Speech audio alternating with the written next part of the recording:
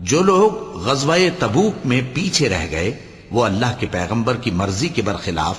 بیٹھ رہنے سے خوش ہوئے اور اس بات کو ناپسند کیا کہ اللہ کی راہ میں اپنے مال اور جان سے جہاد کریں، اور دوسروں سے بھی کہنے لگے کہ گرمی میں مت نکلنا۔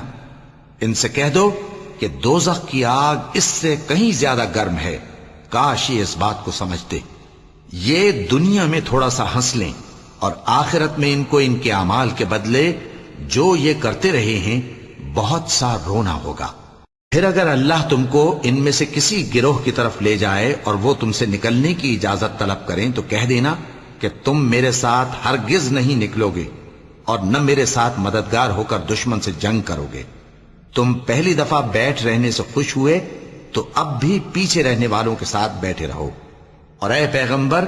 ان میں سے کوئی مر جائے تو کبھی اس کے جنازے پر نماز نہ پڑھنا اور نہ اس کی قبر پر جا کر کھڑے ہونا۔